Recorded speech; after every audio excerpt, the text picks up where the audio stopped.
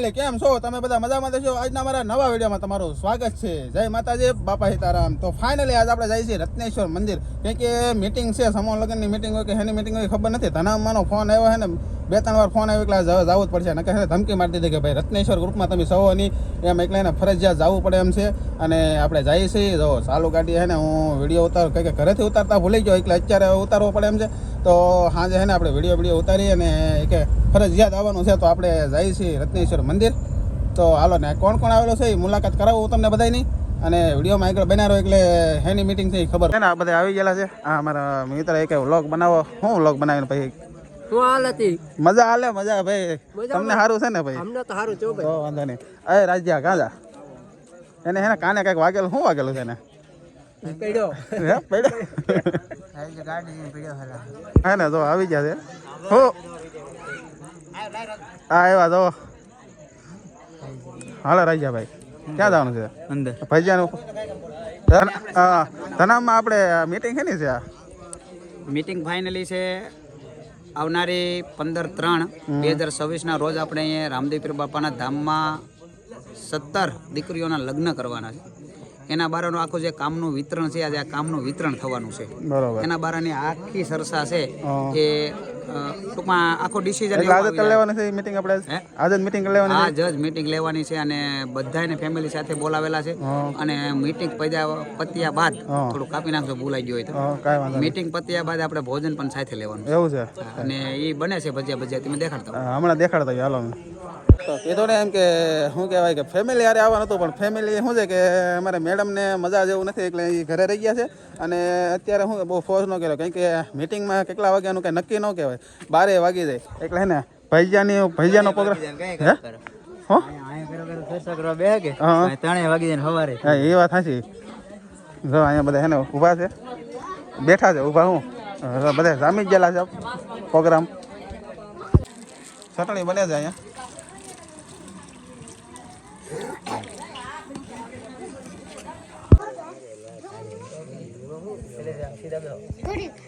જો કે આપણે આ દિયાળ ગામમાં આપણે આ પ્રથમ સમૂહ લગ્ન છે એટલે આપણા કોળી ભાઈઓનો પહેલો સમૂહ લગ્ન છે. આપણા મંડળ દ્વારા આપણે સમૂહ લગ્ન બાપાના ધામમાં કરી રહ્યા છીએ. આપણા માટે ગર્વની વાત કહેવાય કે આપણે આપણા ગામમાં સમૂહ લગ્નનું આયોજન કર્યું.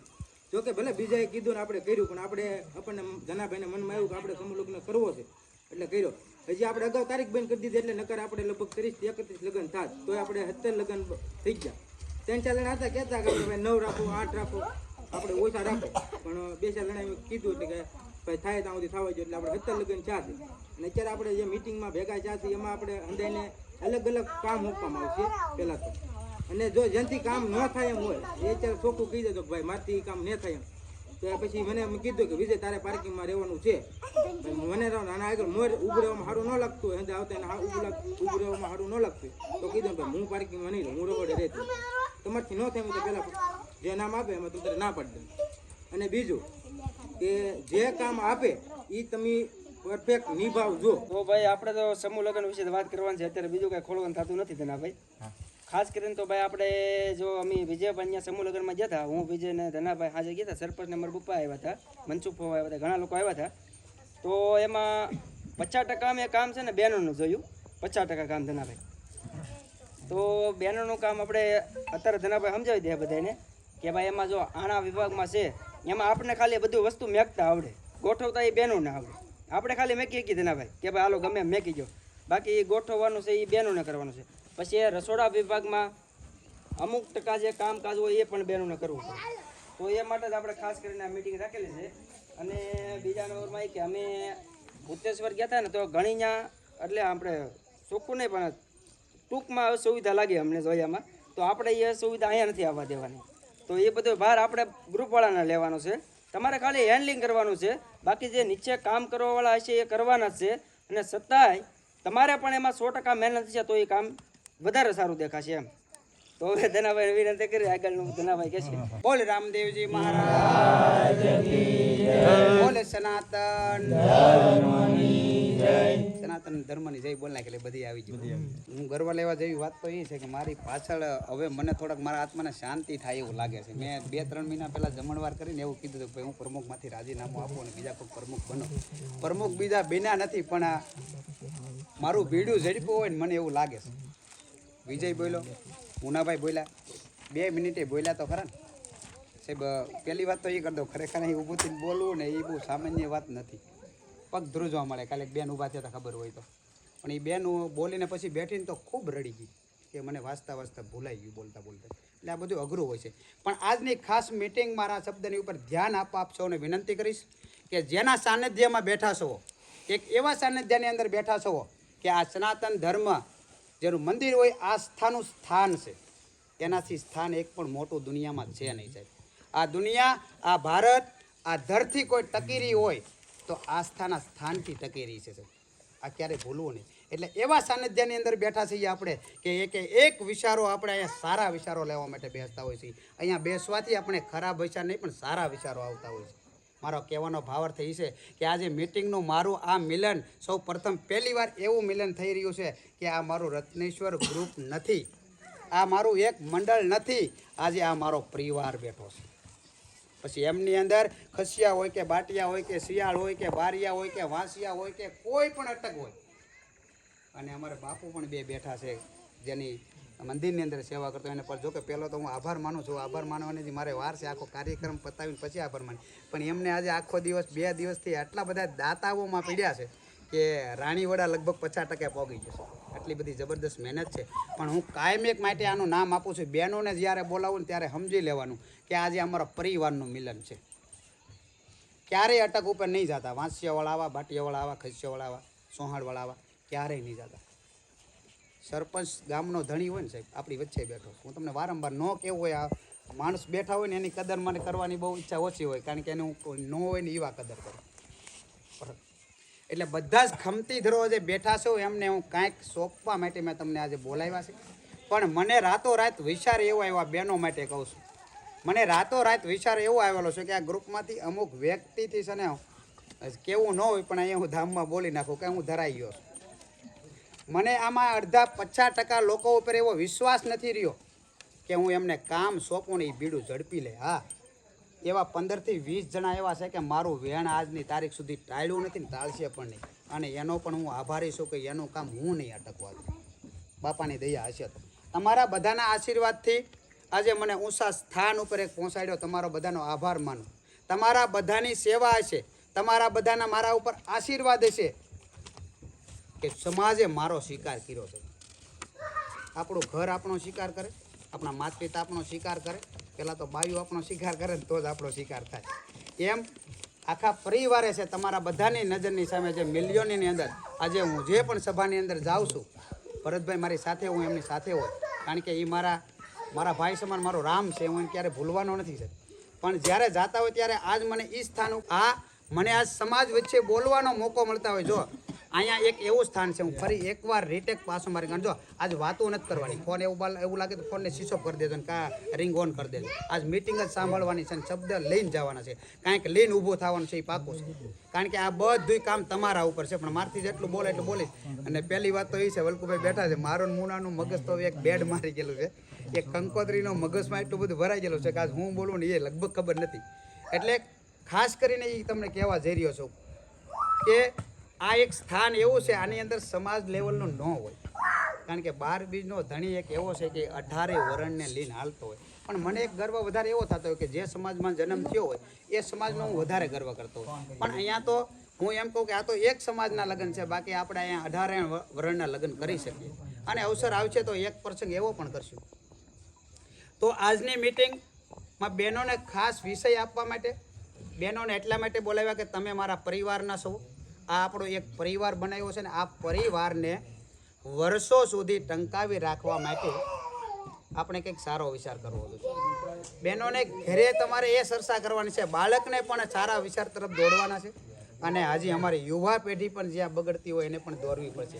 બહેનોને ખાસ મેં એટલા માટે બોલાવ્યા છે. ફરી એકવાર કહું છું કે મને અમુક લોકો ઉપર ભરોસો નથી રહ્યો કે આને કામ સોંપવું ને થઈ જાય. મને છે ભરોસો, એનું અમે લિસ્ટ બનાવ્યું છે અને એ લિસ્ટ આજે હું રજૂ કરવાનો છે ને એવું સમજી લેતા નહીં કે અમારું નામ નથી એવું. જેના નામ આવશે ને એને એની નીચે આખી ટીમ બનાવવાની છે. એ આજ રાત્રે બની જશે, બરોબર? કારણ કે અમે નવીરા નથી, ઓલા હીરાના કારખાનાવાળા જેમ નવીરા ન હોય ને, આજે 8 વાગે છૂટા થાય અમે થોડાક ફેરી નથી ખાતા. બહેનોને હું એ વિનંતી હાથ જોડીને કરવા જઈ રહ્યો છું. કોકનો દીકરો છું, કોકનો ભાઈ છું. તમને કહેવા એ જઈ રહ્યો છું કે આ બીડું હવે તમારે ઝડપવું પડશે. ભાઈઓ તો ઝડપશે જ, પણ ભાઈઓ મને એવું નથી લાગતું કે તમને થાળી ધોવડાવવા. એક પ્રસંગને યાદ કરું છું. 3.5 દિવસની જ્યારે પ્રાણ પ્રતિષ્ઠા હતી, 5 ગામની અંદર તમારો ડંકો વાગતો હતો કે અમે કંઈ કસાશ જમવામાં નહોતી. એવા જોધા શેઠ છે, એમની સાથે આટલા સાથી મિત્રો આપણે ભાવેશભાઈ એ બધા જોડાવાના છે. પણ ખરેખર અમુકનું હેન્ડલિંગ એવું હતું. ફરી યાદ કરું કે વાહન વિભાગમાં હોય, જમણ વિભાગમાં હોય, એ લોકોએ હું હવનમાં બેઠો હતો સાહેબ, એક પ્રમુખ તરીકે મને બેહાડ્યો હતો, પણ મારા સુધી એવી એક પણ ફરિયાદ નહોતી આવી કે ધનજીભાઈ અહીંયા આગ ઘટે. કહેવાનો મારો ભાવાર્થ એ છે, આજ પછી જ્યાં પણ તમને સમય મળે, થોડુંક કામ પણ કરવા માટેનો સમય મળે તો એ સમય અહીંયા દેવાનો છે. 5 દી પાછલા ભૂલી જાઓ, આપણી પાસે 15 દિવસ છે. 15 દિવસથી વધારે નથી આ બધું. પણ તમે એવો એક લાભ લેવા જઈ રહ્યા છો, તમને કહી દઉં, આ લાભ ખરેખર તમે પ્રાપ્ત ન કરી શકો. આ પ્રાપ્ત આપણને મળ્યા છે. આ વિસ્તારની અંદર જોતા છે લગભગ કરસાલની અંદર લગ્ન નહીં થઈ આવ્યું કે દયાલ કાટગડા આપણે લગભગ સમૂહ લગ્ન ક્યાંય જોયા નથી. એવા સમૂહ લગ્ન તમે કરવા ગયા. અને પ્રથમ લગ્ન, પહેલા વહેલા લગ્ન, અને એ 17 દીકરીઓના લગ્ન તમે કરાવી રહ્યા છો. તો હું એમ કહું કે 17 દીકરીઓ તમે સમજી લો, કોઈની દીકરી છે ને કોઈની બેન છે.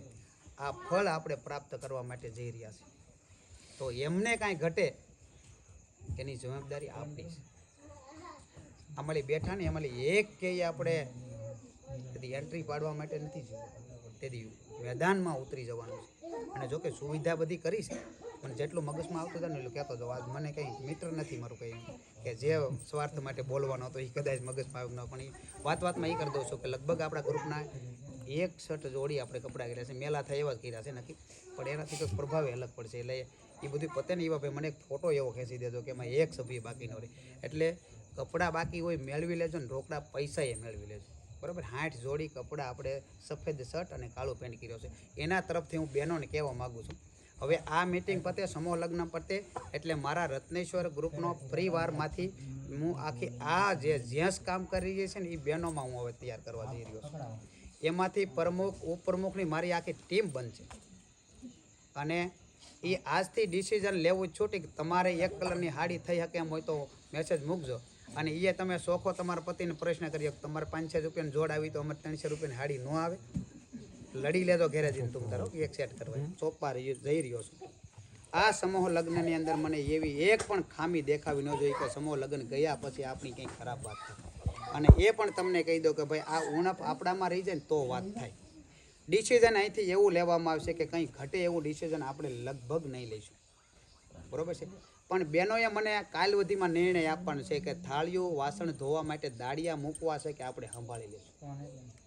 જમણવારમાં પણ આપણે, હું તો એમ કહું બહેરાઉમાં જમણવારમાં પણ આપણે 1 કાઉન્ટર 2 કાઉન્ટર એવા મૂકશો કે અહીંયા બહેનો જ જમાડ, જેથી કરીને મારે યુવા પેન્ડલ ત્યાં ન મૂક્યું.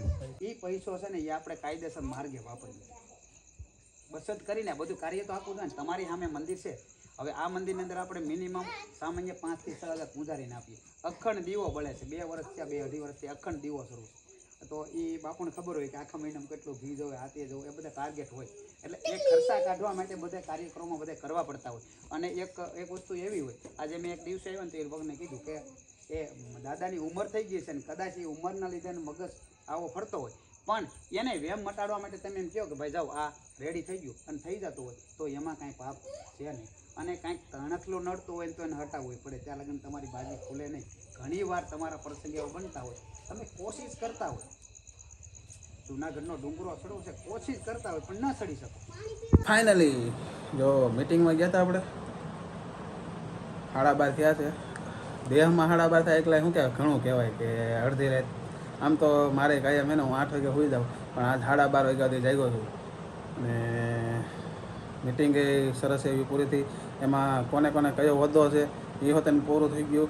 અને એ હોતે આપણે વિડીયો કેમ કે શું કે 2 વિડીયો નાખવાના છે, તો નવા વિડીયોમાં તમે શું કે નવા વિડીયો જોતા હોય તો ચેનલને સબસ્ક્રાઈબ કરજો. અને આજનો વિડીયો તમને ગમ્યો હોય તો લાઈક કરો, શેર કરો અને સબસ્ક્રાઈબ કરો. મળીએ પછી કાલે નવા વિડીયોમાં. ત્યાંથી બધાને જય માતાજી, બાય બાય.